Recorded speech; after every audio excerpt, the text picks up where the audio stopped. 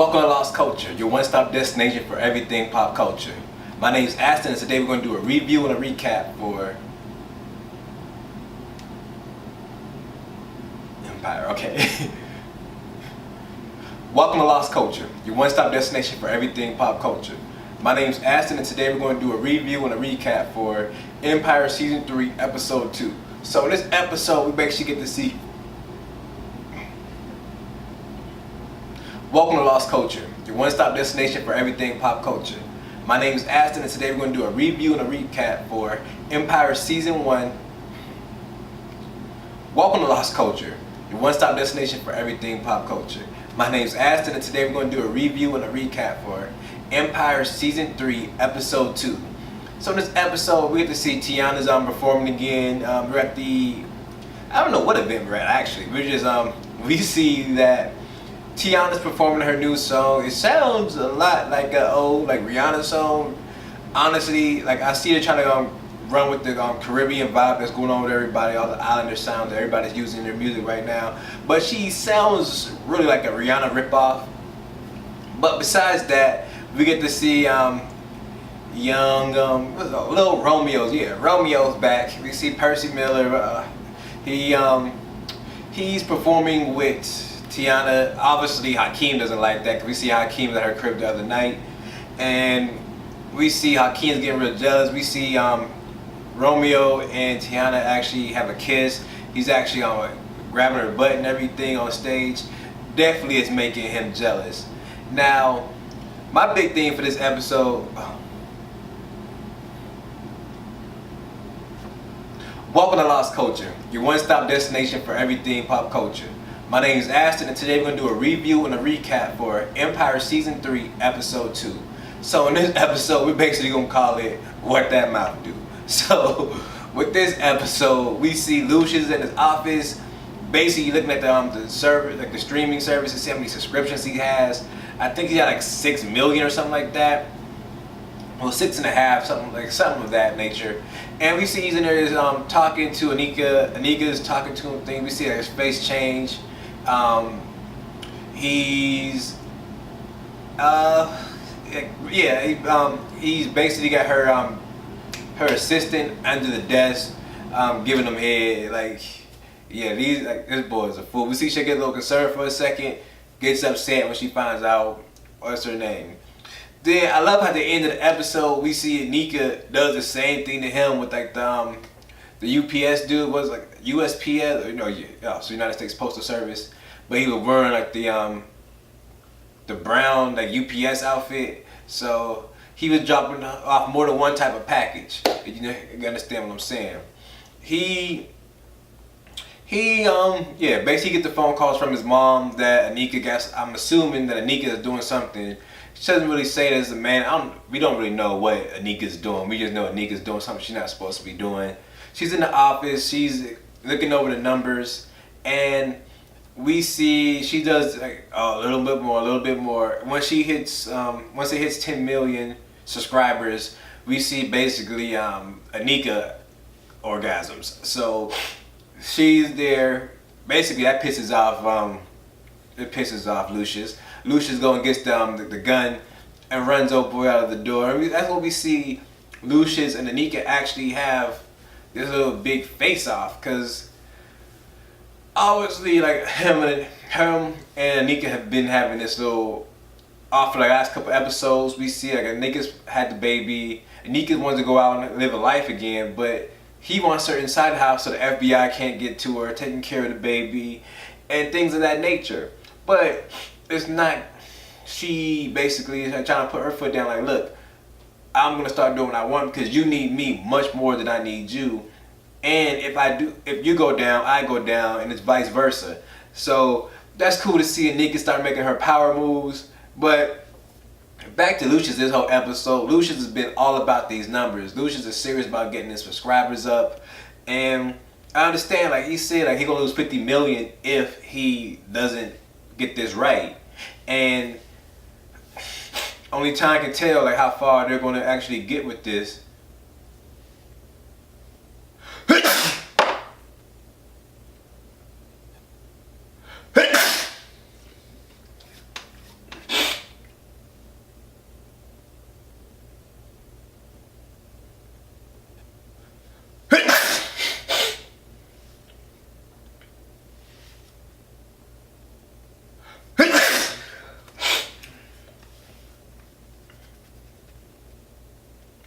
Come on, one more time. Squeeze one more time.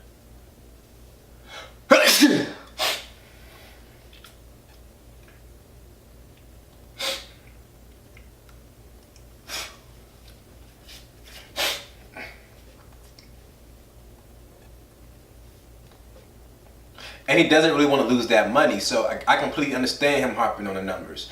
And with that being said, we see Hakeem is in the studio trying to make a diss track. It actually isn't a bad diss track. It's I don't like it's not even a bad diss track, honestly. It's like one of the best songs we actually heard from Yaz. I didn't like his little cipher on the BT like little thing.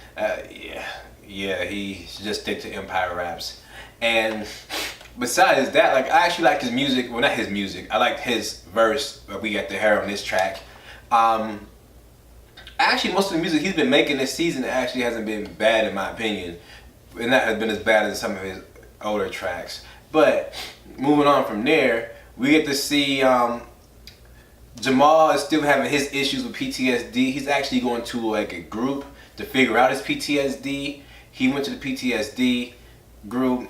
Obviously, he gets shamed a little bit because he's famous. It's kind of hard for him to cope with his skills because he had to do things in the public eye. As a normal person, they can like cope with their issues at home behind closed doors, but for him, everything is public. Then like his best friend, kind of the one who shot him, trying to get to his dad. So he's having those type of issues. We even see that when he goes to see Frida.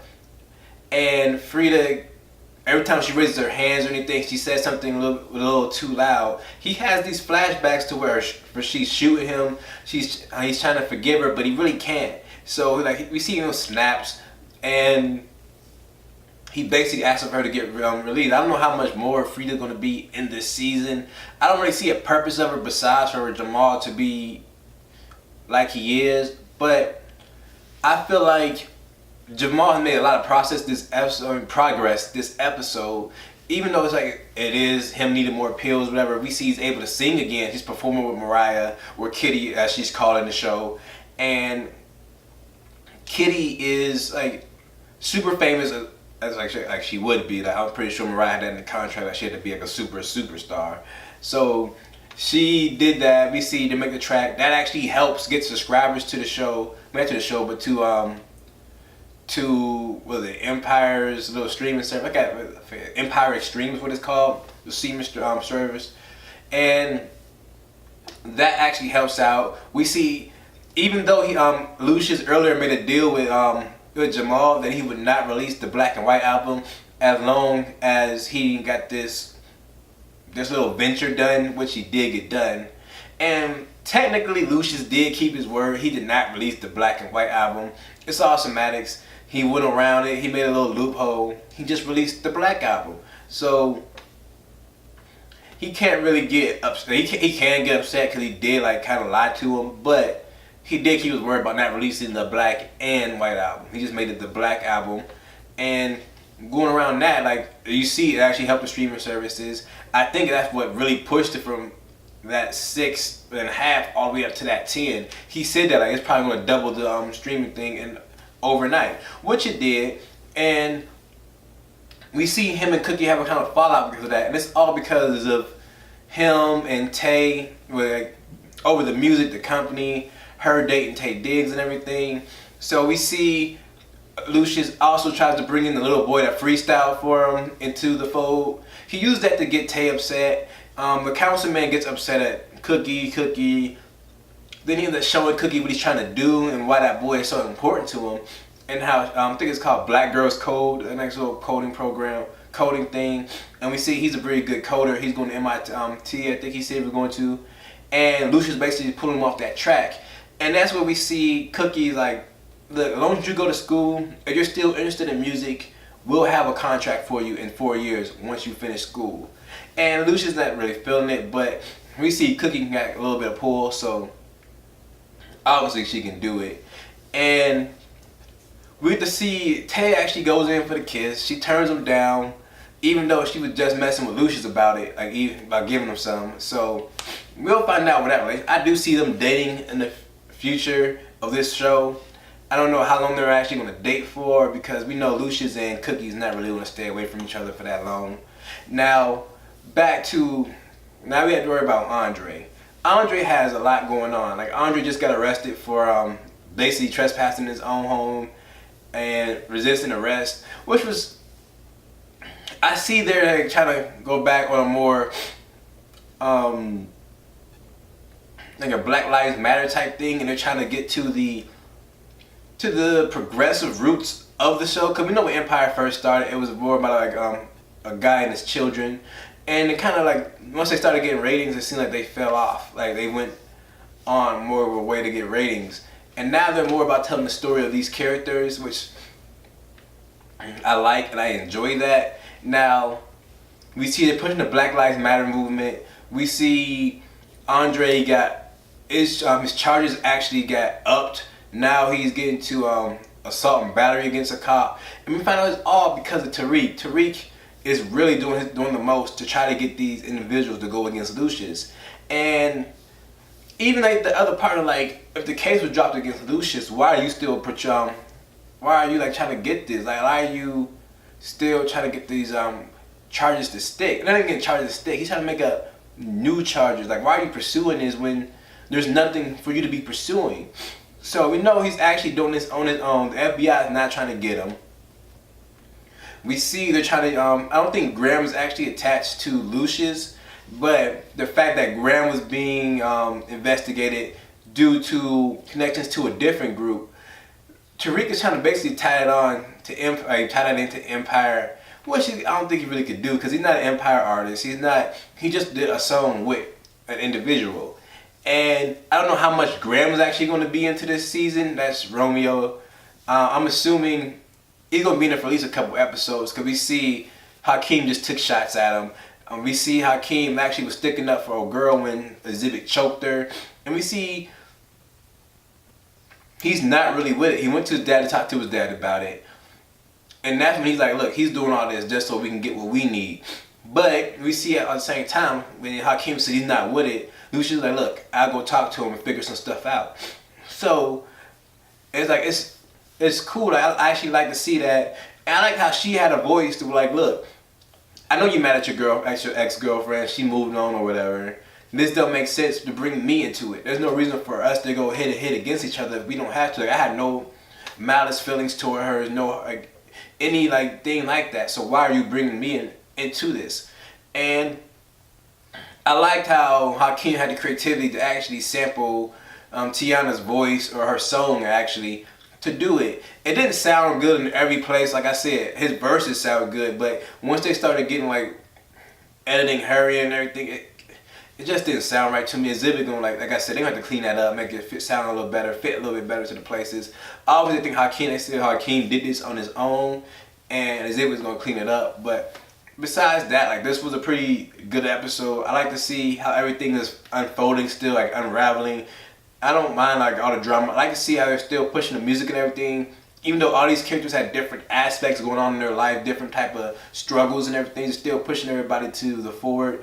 And my power move, well, my Empire move of the week, I had to go to Anika when she was getting like head from old boy, like the mess with Lucius. And I liked that. I had no issues with that. It was pretty funny to me. It actually made me laugh. Now, thank you guys for tuning in. That's all we have for this week. Make sure you tune in next week. As always, follow us on Instagram at lost_culture. Follow us on Twitter at lost_culture TV. And follow me on Instagram at Saint_Aston. And as always, stay lost.